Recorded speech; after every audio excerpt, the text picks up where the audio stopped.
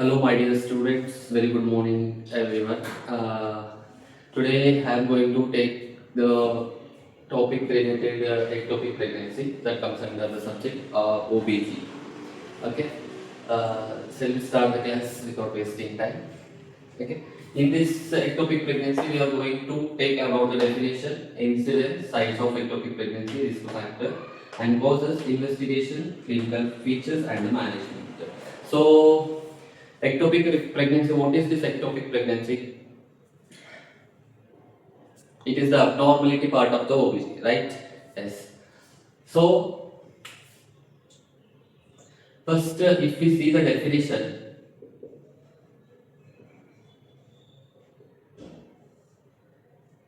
implantation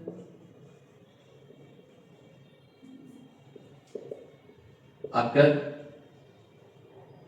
in the extra uterine cavity. The simple definition of this ectopic pregnancy is implantation occur in the extrauterine cavity. Most probably the implantation occur in the intrauterine cavity. Intrauterine cavity means inside the uterus. Maybe most probably in the posterior wall.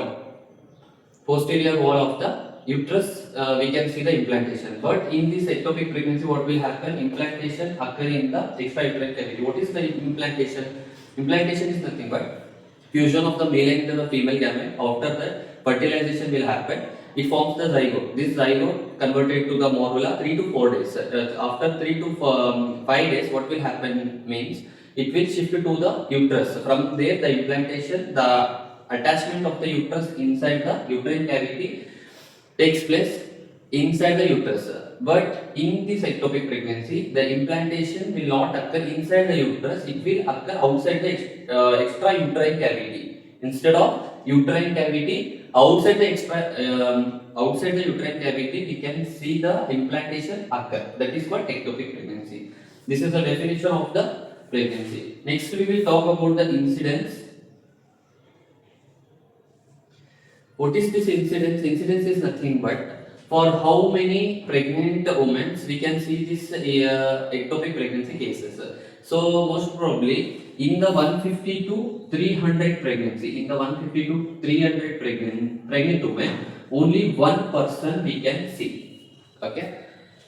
Incidence we will see means 150 to 300 pregnant women are there. In that only one pregnant woman get this ectopic pregnancy. I hope you understand the definition and the incidence of the ectopic pregnancy. Next is sites.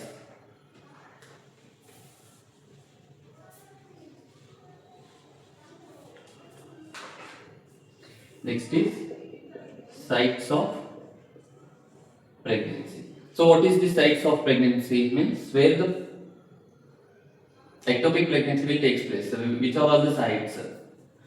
There are two sites. One is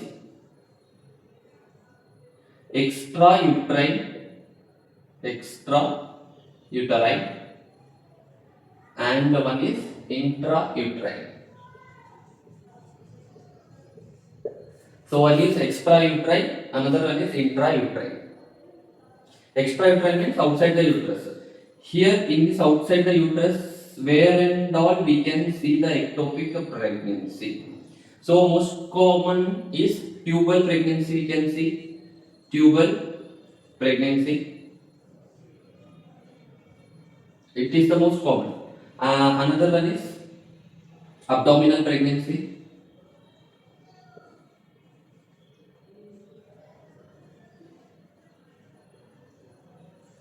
Another one is ovarian pregnancy.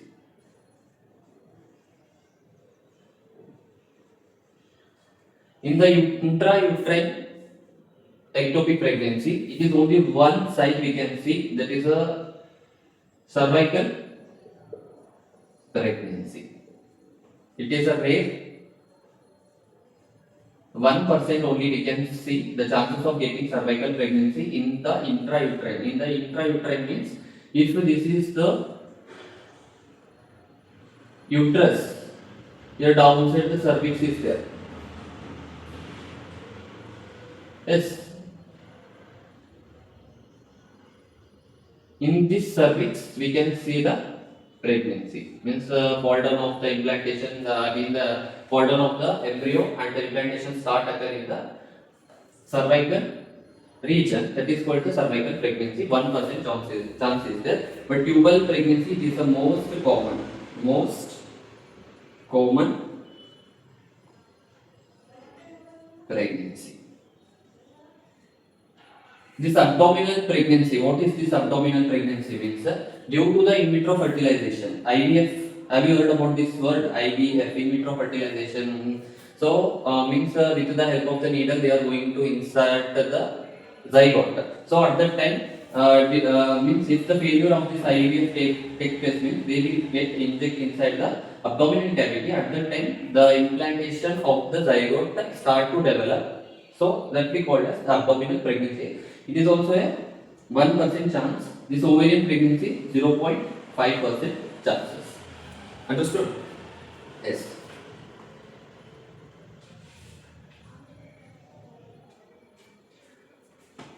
Understood this?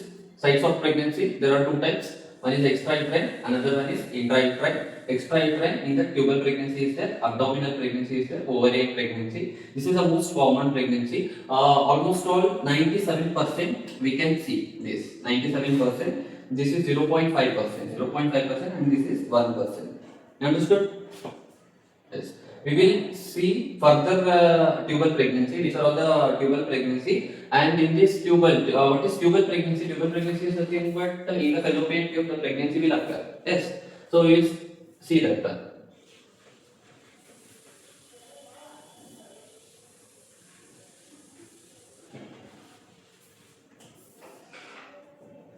Tubal pregnancy.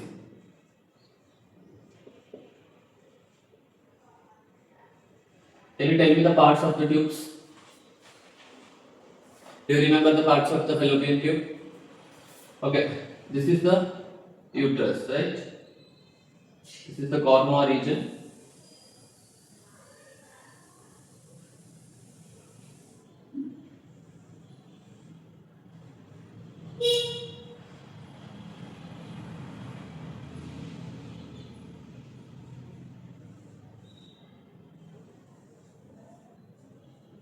Okay. This part, or what is the now? The first part of the fallopian tube. This is called interstitial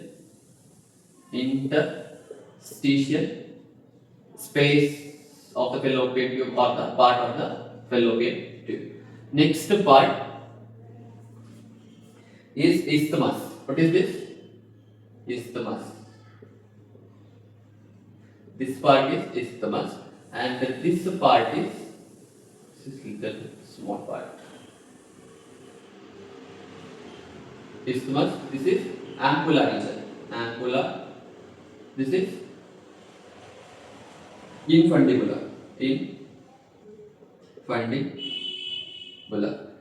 There are majorly four parts of the tubes are there. Fallopian tube. One is interstitial space, isthmus space, ampulla space, and the infundibular space. Most probably here, which part of the tube will get means implantation will occur in the ectopic pregnancy. I already told that ectopic pregnancy is nothing but implantation occur in the extrauterine cavity instead of the uterus. Other parts of the reproductive system, the pregnancy will started. Means pregnancy means product of conception is start to grow. So majorly this ampulla region is there now. It is the most probably 55% chances in the tubal pregnancy is also.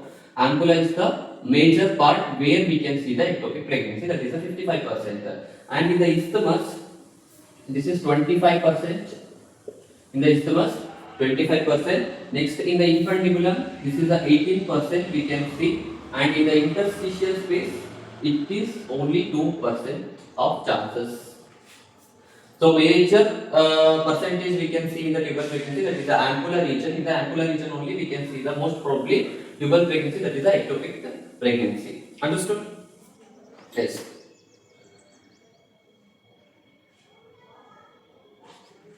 Now we completed the definition. Incidence is also completed. Sites of ectopic pregnancy is also completed. Overall, we can recall that. Recall at last. Next one is risk factor and the causes for the ectopic pregnancy.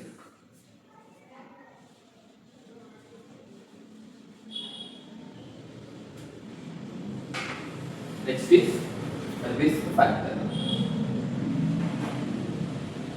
The risk factor or the causes for the ectopic pregnancy. In the risk factor and the causes related to genital tract, there are two. It is classified two major parts. One is related to genital tract. Genital tract. Another one is not related to genital tract. This is next is about risk factor and the causes of the ectopic pregnancy. It is divided into two parts. One is related to the genital tract and another one is not related to the genital tract. So in the genital tract, related to genital tract, what are all the causes we can see? So first is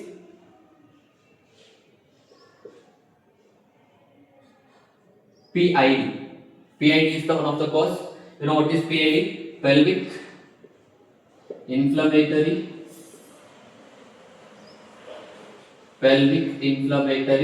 disease. It is the one of the cause, and the second one is salpingitis.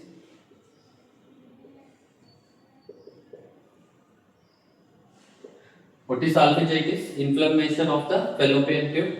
Next, previous history of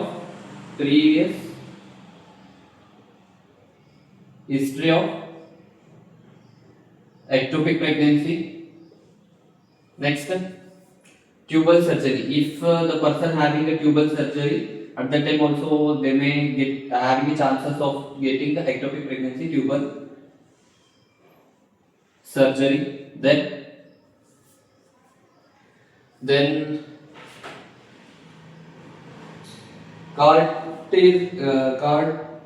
Carter-Jenner syndrome.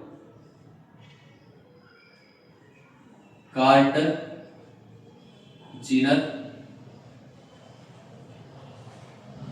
syndrome.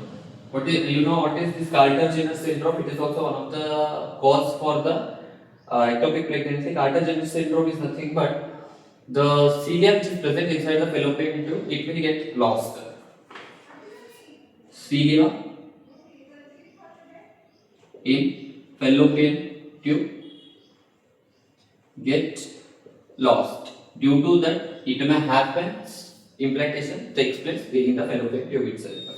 These are the major cause of the risk factors of the ectopic pregnancy, which is related to the genital tract. Understood? When it comes to not related to the genital tract, low socio-economic status,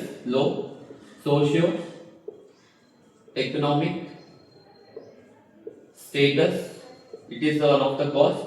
Next, that is due to the smoking.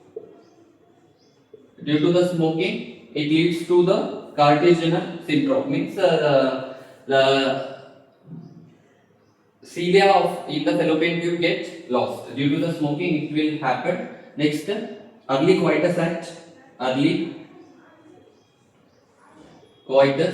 act. Means below 18. If coitus act happen means at that time also we can see this. We can see the ectopic pregnancy. It is also one of the major causes. Next, multiple sexual partners. Multiple sexual partner. These are the main risk factors and the causes of the ectopic pregnancy. So once again we will recall here the risk factor and the causes of the ectopic pregnancy. It is related to the genital tract and not related to the genital tract. When it comes to the genital tract, PID is there. PID is nothing but pelvic inflammatory disease. Salpingitis, inflammation of the salpinges. It is nothing but fallopian tube. Previous history of ectopic pregnancy is there. Tubal surgery. If the woman undergone the tubal surgery, and the one more major cause is Carter-Jenner syndrome. That is nothing but cilia which is present inside the fallopian tube. It will get lost. So not related to the genital tract, low socio-economic status, smoking, early coitus act, and multiple sexual partners. These are the major risk factors and the causes of the ectopic pregnancy.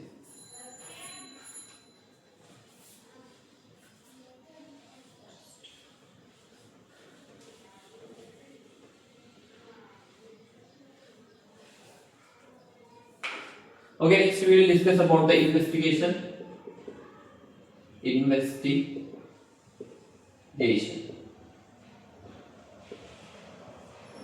What is the investigation?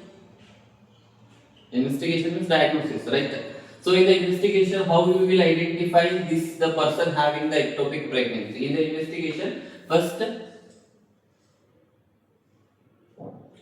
history collection we want to take, history collection, and the physical examination we want to do. So in the history collection, you should ask the patient what the chief complaints they came from. So like they have a abdominal pain during the ectopic pregnancy, we want to ask about that. And amenorrhea is their absence of menstrual cycle, some small amount of bleeding they can take place. These are all the main history collection we want to take from the patient. And in the physical examination, pelvic examination if you do means PD examination if you do means it is most probably it will risk, so again infection will take place. So instead of that, history collection is enough for at that time. Next is USG. USG, it is the most common type of the investigation that we are going to do for the ectopic pregnancy. In the USG, that is ultrasonography. So in that TVS we will do transvaginal sonography. TVS, transvaginal, transabdominal sonography is there. Compared to both, in the USG we are going to do the TVS. This is the transvaginal sonography. Transvaginal sonography. Understood? Next, in this transvaginal sonography, once you clear there is no empty space in the uterine cavity.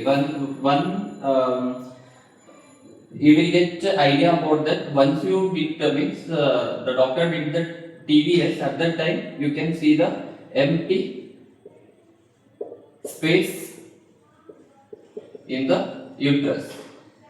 Why empty space in the uterus? Because you all know that it is ectopic pregnancy. Instead of the uterus, the pregnancy is other side, means other part, means the extra uterine space.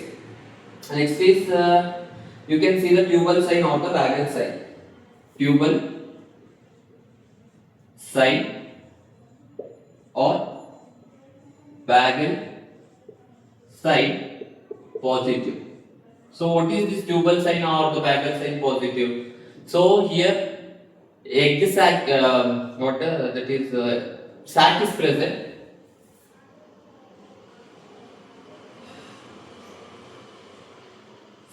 Sac is present, but egg yolk is absent. Egg yolk is absent.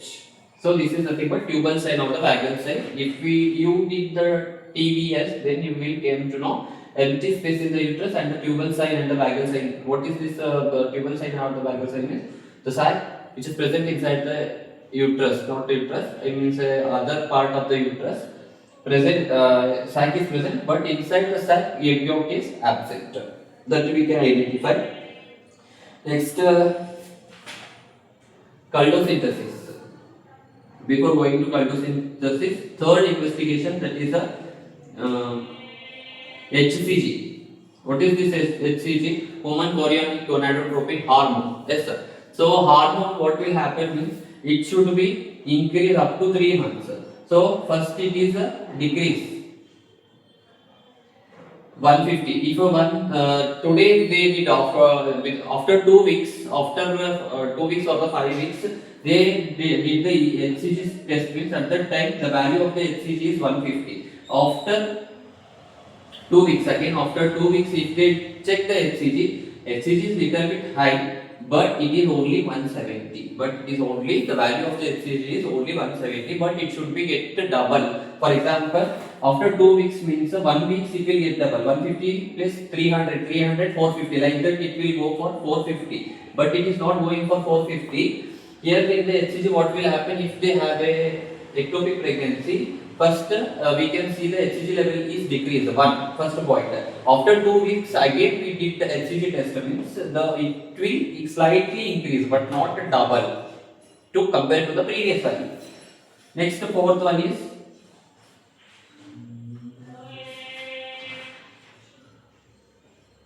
progesterone. Progesterone.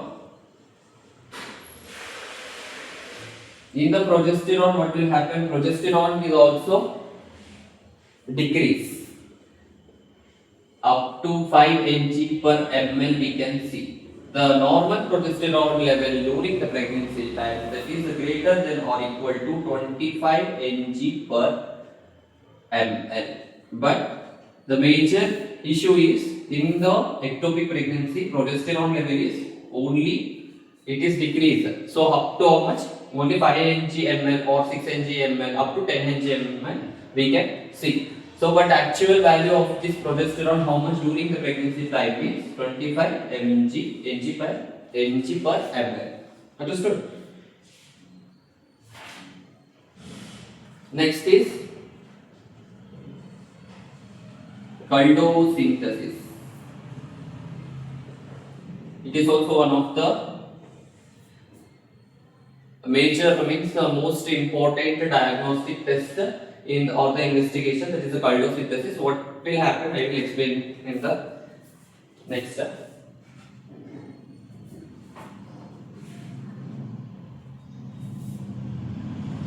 This you understand, everyone? Okay, I will run.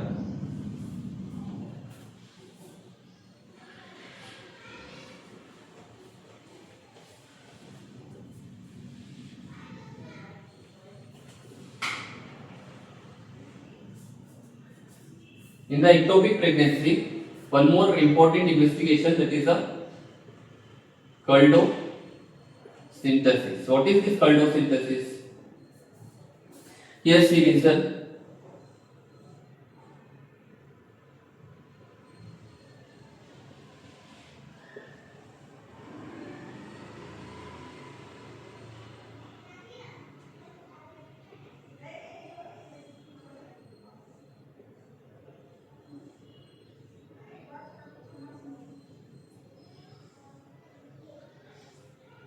This is the uterus, this is the urinary bladder.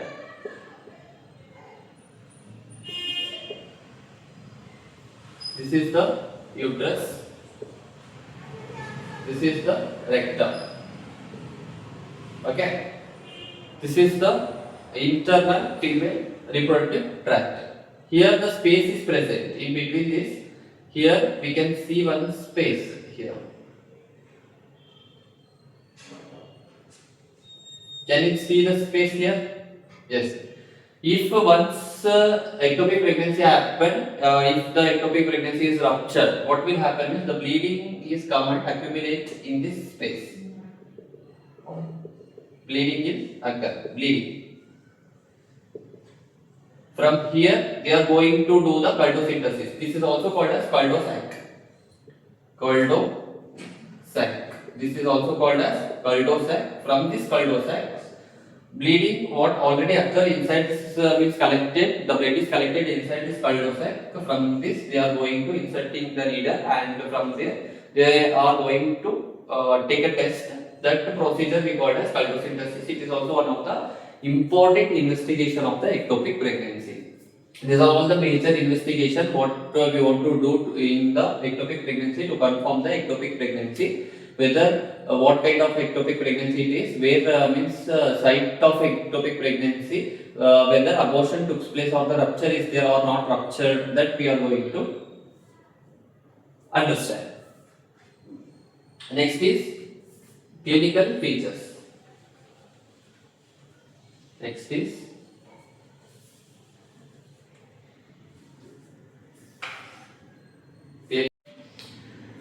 Only two key points are left in the ectopic pregnancy. One is the clinical features and one is the management. What is clinical features? Clinical features are nothing but signs and symptoms. So, triad of the ectopic pregnancy is there. They may ask for MCQs. Triad of ectopic pregnancy. So, what is the triad of this ectopic pregnancy? One is amenorrhea. Another one is bleeding is there, small amount of bleeding due to the rupture, and one more is abdominal pain. Abdominal pain. This is the major triad. It is the important triad of the ectopic pregnancy. In that triad, we can see amenorrhea, bleeding, abdominal pain. This is also main characteristics of the clinical features of the ectopic pregnancy. Next.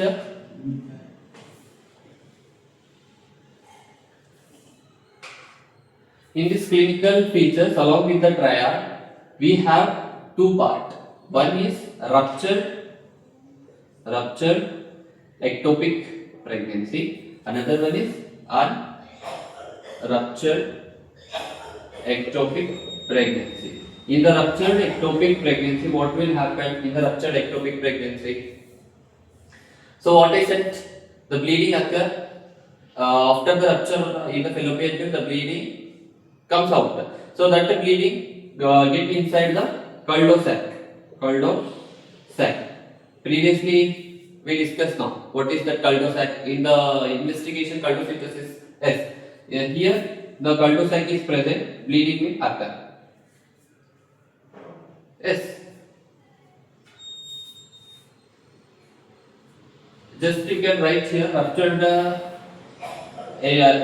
the ruptured ectopic pregnancy, bleeding. It is the clinical features where it is going to collect in the cul-de-sac. Next, when we come to the unruptured ectopic pregnancy, what will happen? Unruptured ectopic pregnancy, it is not ruptured, but blood is collected inside the peritoneum region. That is the peritoneal region. Peritoneal region, blood is collected. So this we called as hemoperitoneum. Hemoperitoneum. In the abdominal cavity, we can see the blood is accumulated in the abdominal cavity. Means abdominal pain. What I said now. So it is because of this unruptured ectopic pregnancy. Blood is there. So in the peritoneal, blood is accumulate. It is not coming outside because it is not ruptured. Blood is accumulate in the peritoneal region. If once blood accumulate in the peritoneal region, that is called as hemoperitoneum. Due to this, we can see many clinical features for this. One is Cullen sign. We can see what is this Cullen sign. It is the bluish or the purplish discoloration in the umbilical region. Bluish or purplish discoloration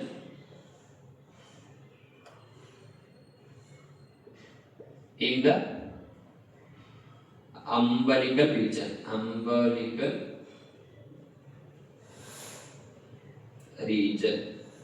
Okay. Next is shoulder tip pain. We can see shoulder tip pain.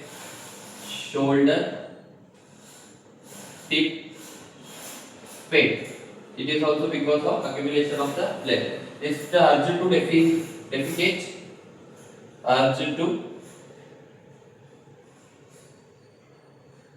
defecate.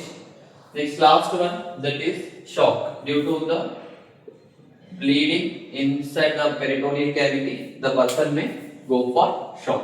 It is also a major clinical features of the ectopic pregnancy. In the ectopic pregnancy, if they ask the clinical features or the clinical manifestations or the signs and symptoms, you should write the first triad. In the triad, we can see the abdominal pain, amenorrhea, and one more is bleeding is there. But when it comes to the ruptured ectopic pregnancy and unruptured ectopic pregnancy, in the ruptured ectopic pregnancy, bleeding will occur where it is the blood is going to accumulate, means in the cul-de-sac region. Okay, it is the space between the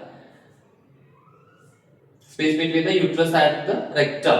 Okay, sac is present, And in the unruptured ectopic pregnancy, blood is accumulated, but it is not ruptured from the fallopian tube. It is going to store in the peritoneal region, hemoperitoneum. We will call that hemoperitoneum. From this, many signs and symptoms we can see. One is Cullen signs. Cullen signs is nothing but bluish or the purplish discoloration in the umbilical region. If this is the umbilical, okay.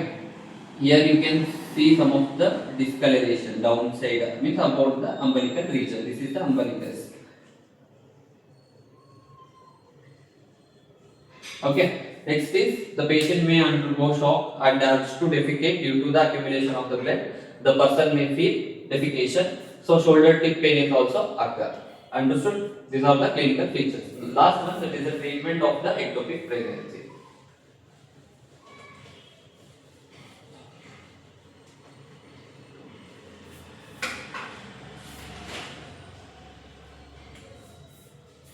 Treatment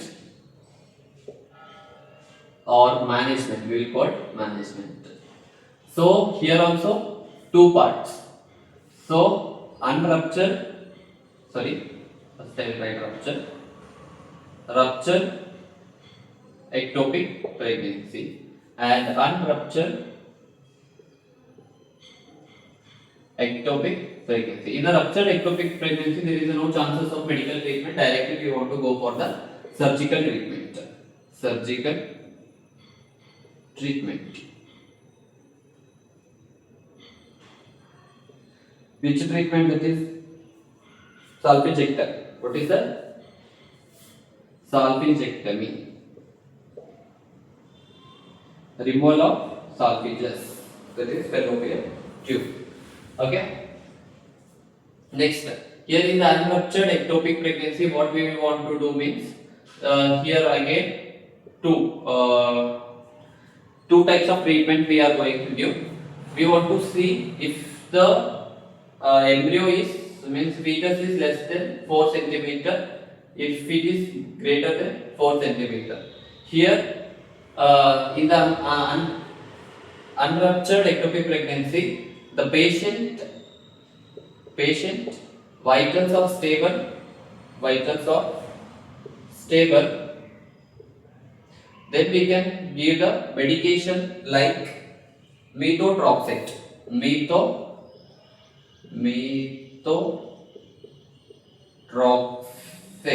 This is IM injection we are going to provide to the mother. If the fetus is less than, not fetus, we can see that there is gestational sac less than 4 centimeter, then along with that the patient vitals should be stable and methotrexate. This is the medical management.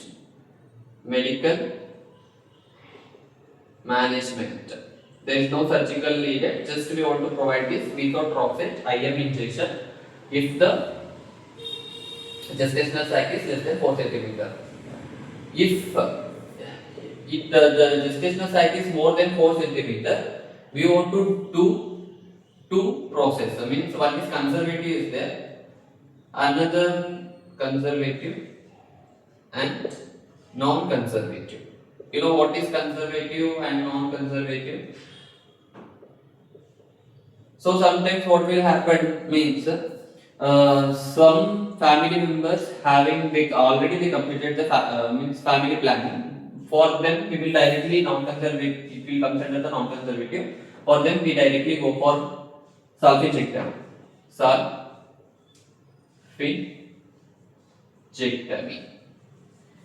In the non-conservative means they don't want any upcoming child. Just their family planning is completed. Then we go for non-conservative. And in the conservative, what we want to do means we want to do two process. Means we want to conserve now for the further. If they want any children in the upcoming days, means they can do. But what is the conservative for this ectopic pregnancy means? One is salpingotomy and salpingostomy.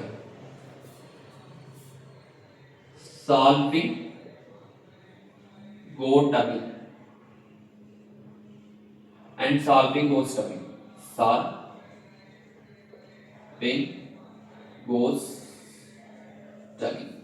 It is very important. Just remember salpingotomy and salpingostomy. It is the most common they are using. Most common. In the conservative, they want if we did the conservative treatment means the mother can able to give birth to child in next upcoming days. So if in the non-conservative directly salpingectomy will do means they will remove overall they will remove the salpinges means fallopian tube overall they will cut and remove. In the salpingotomy what will happen? This is the primary intention and this is the secondary intention. Salpingostomy is very most common conservative method in the ectopic pregnancy. Here what they will do means the tube which is present, the fallopian tube which is present, they will cut the layer of the fallopian tube and that ectopic pregnancy which is present, they will remove and they will stitch here. Above again the layer which is present, they will stitch.